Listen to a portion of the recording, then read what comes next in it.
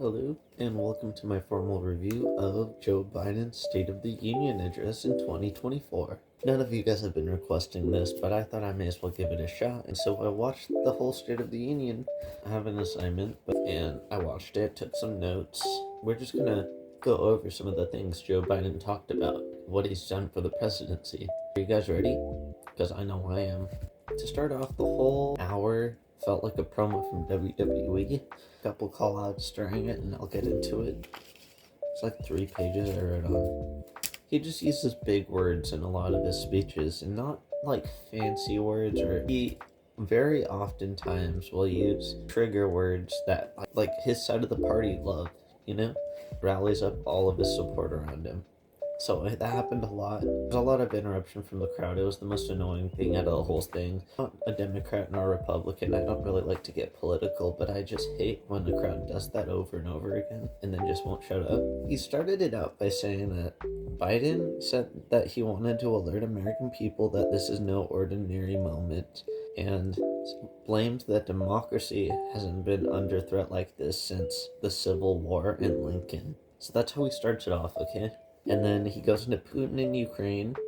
Basically, Putin better not take over Ukraine because NATO might do something about it or something. A low-key threat, which is okay, I guess. I mean, yeah. And then he talked about the insurrection and claimed it was a threat to democracy. He was kind of over the top with it, but he's trying to restore political peace and the respect in this country. He made it seem as if literally the insurrectionists were like savages, which I mean, they kind of were. He talked way too much about insurrections in the other side of the spectrum. Talked about IVF, pandemic, and economic crisis. He said some pretty basic things when he was talking about it. There was a spike in crime apparently, and mental health, business closures. Oh yeah.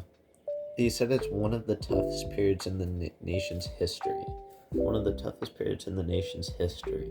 Talks about vaccines, and he also talked about ending cancer. But he makes it seem like it's that easy when there's like multiple different cancers and it takes so much time to develop all this. I don't think he's gonna get to the bottom of it. He's like making it seem like he's gonna do some good. He gave a lot of people new jobs. Cool. The racial wealth gap is shortening. You would assume would be happening since we're such a melting pot of people that our strings would start to wrap together, from during the racist times. Like, I think as the years go on, it's not his doing that there's colored people that are richer than before. I think it's just over time. That's how life works. He supports American-made businesses. He talked a lot about private companies, and it probably has some companies or something. It seems like he's like trying to be president for like an actual business purpose for himself. It talks a lot about private companies. The whole speech was about the middle class, basically. I just didn't know how to feel about it because I'm not necessarily a middle class, so it doesn't affect me. He basically wants to save Americans money, which was like a big thing. No president has gone over $1 trillion in spending like Trump, I guess. Inflation, I don't know what else to say. Cheaper prescription drugs kind of scares me because it's going to be easier to just get drugs on the street. And then just women's health. And he's supporting like preschool. He said that like people from preschool know 1 million words more than someone who starts in kindergarten, which I don't think is necessarily true. Cutting carbon emissions, I don't know how he's going to do that, honestly. And then Abbey Gate got a shout out, which was apparently the government knew that there was going to be an attack at an airport in Afghanistan, and they told some soldiers to withdraw, killing 13 people and 45 injuries. About the elimination of criminal charges with marijuana. He wants to put a cap on magazines and also wants to ban assault rifles. I just haven't actually looked into it or why so many people care about guns, Honestly, I wouldn't mind it because it's not like I'm gonna buy an assault rifle with 50 bullets in it or something ridiculous. He talked about Palestine and the Hamas attacks and how he supports Israel. I'm not even gonna get into that because I don't want to touch the pot. Talked about China can't beat us and how he's gonna ban AI voices. kind of ruins the fun out of life.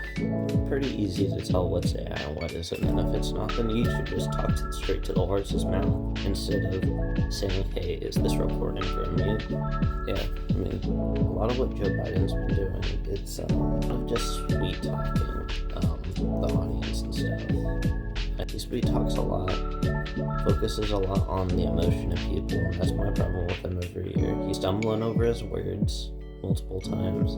The election's so divisive that two people had to call out, kind of like you're watching a reality TV show at times. Not into politics, so Kamala Harris, wasn't she like against him, like politically in the past, like through some of his sentences? I don't know if I have bad ears or what, but like that was an issue too. I had like a few times, only a few times, but a few times I could not tell tit for tat. Hour 7 minutes. Give 5.8 out of 10 for my very first State of the Union I've ever listened to. It seemed like he was egging on the crowd, and not much really happened, honestly, other than the basic things that he would already talk about anywhere else.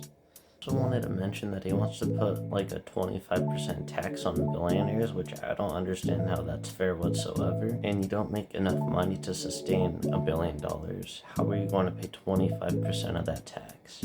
Eaten up by the government's money. You're being eaten up by the government's money by paying the 25% tax for a billionaire. I feel like if you gotta work your way up the ladder in life, and I don't know if it's really that right for a billionaire to see his empire crumble, or her empire crumble, 25% tax because Joe Biden wants to take your money.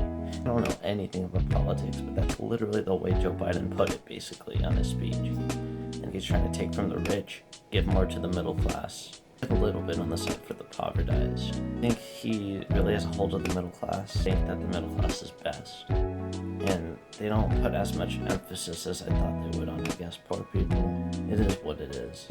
So, yeah. Also, just the fact he went off script about that person who got murdered, and then that Trump supporter shouted out her name. The person basically got killed, I think, by an illegal immigrant. And Joe Biden, it seemed like he was trying to do damage control right away, and he sounded a little twisted there. I'm not trying to attack Joe Biden or his character, but I can see why some people have certain views of him as a politician. 5.8 out of 10 speech, I don't know what else to say. We'll watch the Trump speech and I'll review that with no bias whatsoever, other than the mainstream rumors that I hear. And yeah.